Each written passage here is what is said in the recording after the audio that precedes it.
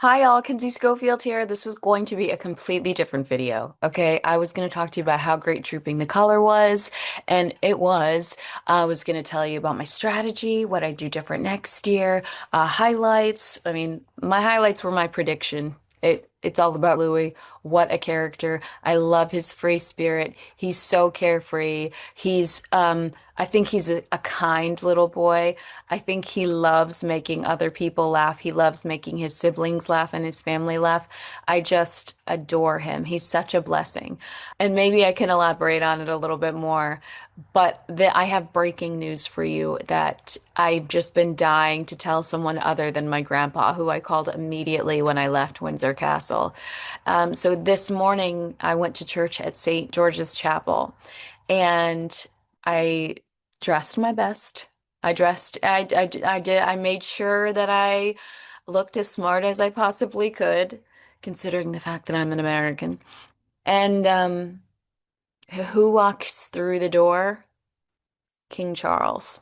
I was floored. I was so very happy to see him. He sat 10 seats away from me, and I can tell you this because I counted. I was like, he's so close. 1, 2, 3, 4, 5, 6, 7, 8, 9. Yeah, so he sat to my left.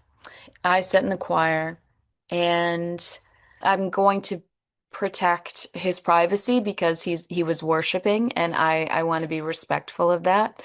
But what I will say is how special and how important it was and how much it meant to me to worship with him, to sing the same songs and hymns. And um, I will say that he looked incredibly engaged and curious about the choir. He seemed very um, interested in the choir, but I could not believe that I was sitting in church with King Charles. It was the most magical, incredible experience in the world. And of course, and he looked great, by the way. He looked happy. He looked healthy.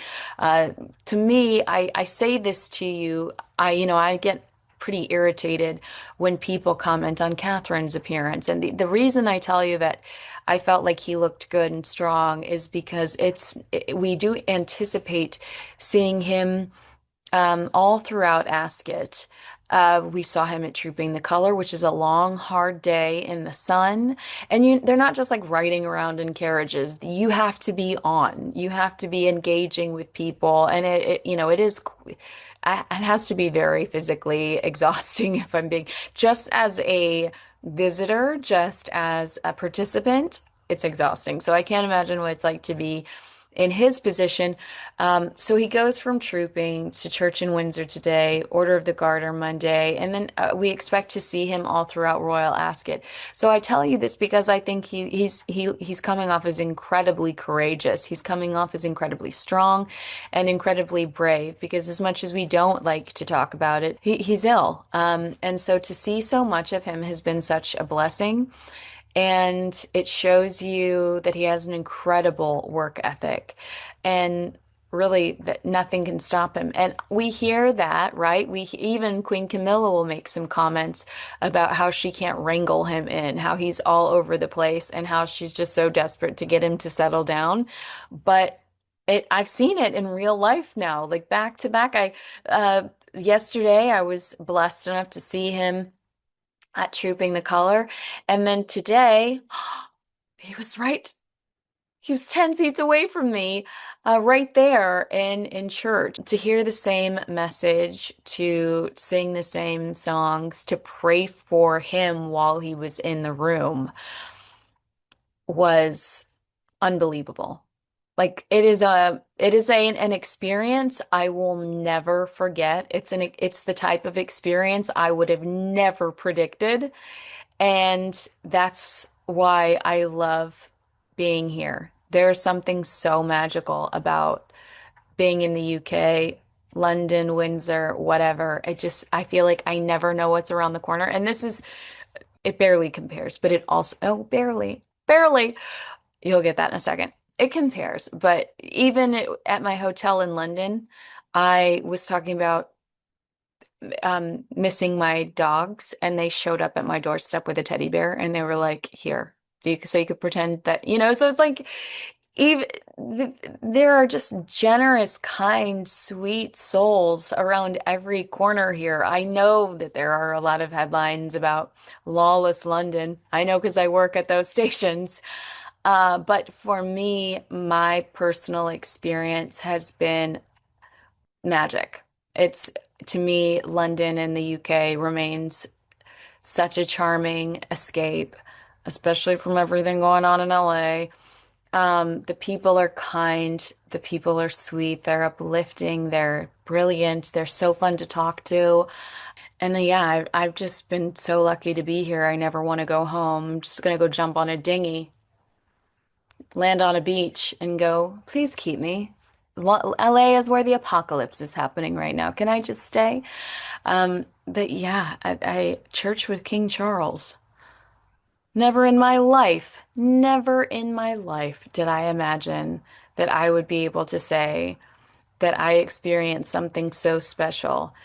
He goes and goes and goes, and I think that that's ultimately going to be his legacy, just how relentlessly he loved his job, his role.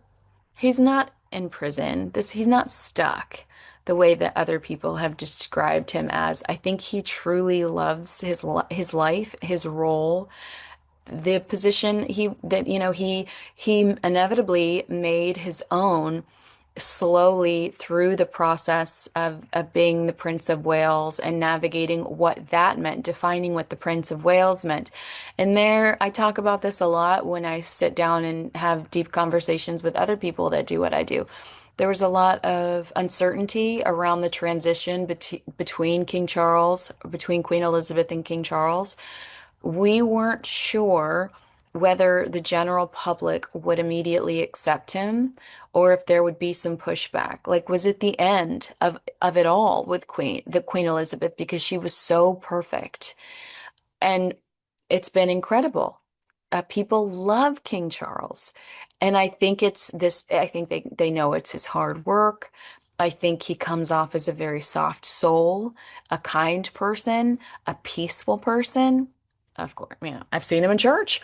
I think that he's been very refreshing, and I pray for him, probably more than he knows. But it was so incredible to actually be in that room with him today and worshiping. Oh, I mean, how many American girls with excessive highlights can say that? Not a lot. And I know I need to tone down the highlights. They're not my favorite. I'll figure it out when I get home. But that's what I wanted to tell you. I have so many other things I can share with you. Look at how gorgeous these are. I've heard that they're incredibly uncomfortable though.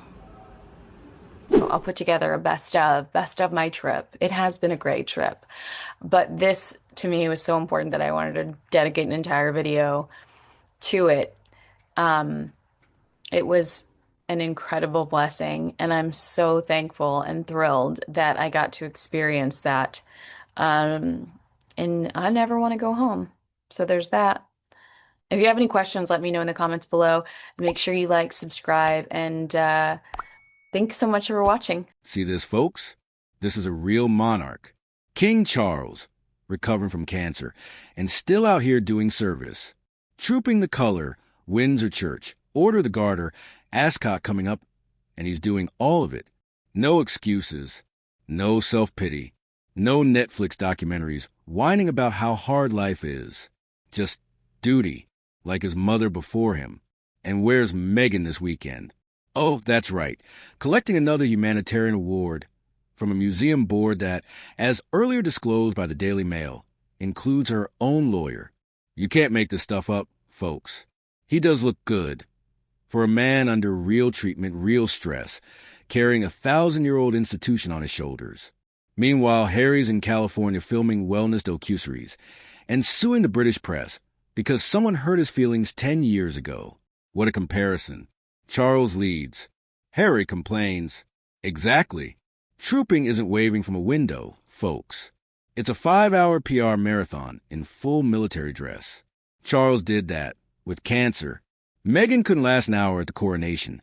She skipped the whole thing and threw a birthday party for Archie instead.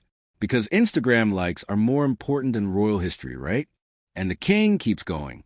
3 events in a week, while California royalty do what exactly? Launch dog biscuits and floral jam. Honestly, Charles could be forgiven for thinking his younger son turned into Gwyneth Paltrow's assistant.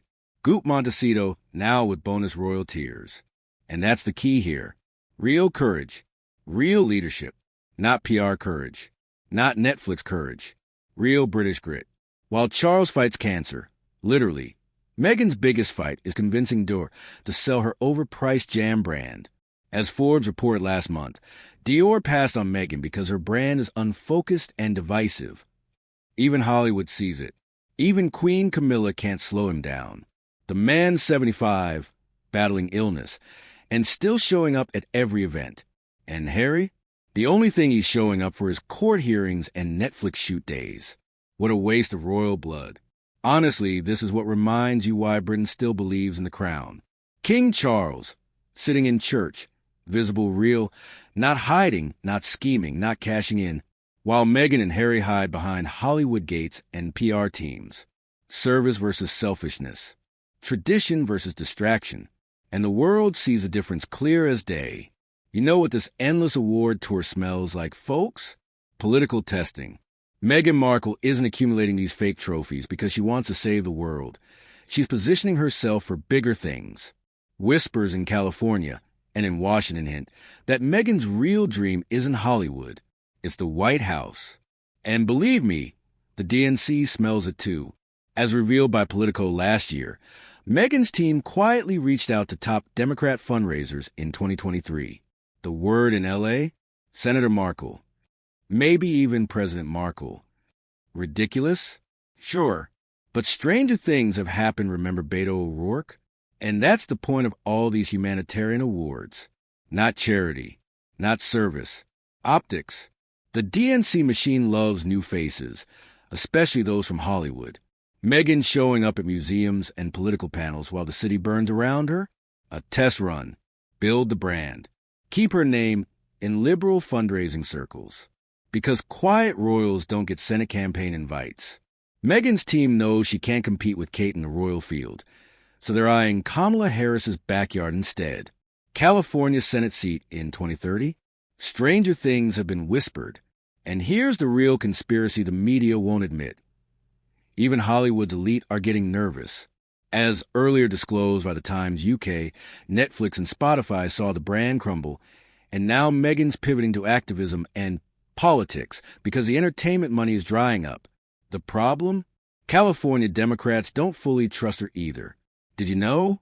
Montecito sits in one of California's wealthiest liberal donor zones. Oprah, Ellen, Clooney, all DNC money giants. Meghan and Harry have been quietly building connections here, as noted by the New York Times. But guess what? Not one big-name California Dem has publicly backed her. Not Newsom, not Harris, not Pelosi. Why? Because even they know she's too radioactive. Meanwhile, the palace has a strategy too. Ignore her. Freeze her out. Never mention her name. Like Wallace Simpson, let her fade into history.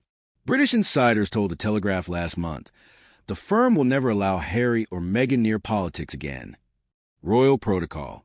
No risk of UK embarrassment if Meghan runs for Senate or tries to buddy up with the White House. And that's the question. What is the end game? Not Netflix, not Spotify, not jam or hotels, or dog treats. Politics? Maybe. But she forgot the first rule. You need to be liked to be elected. And right now, as recent polling by the Daily Mail showed, Meghan has a 63% disapproval rating in the UK and a 45% disapproval in the US hard-to-win office when you can't win fans.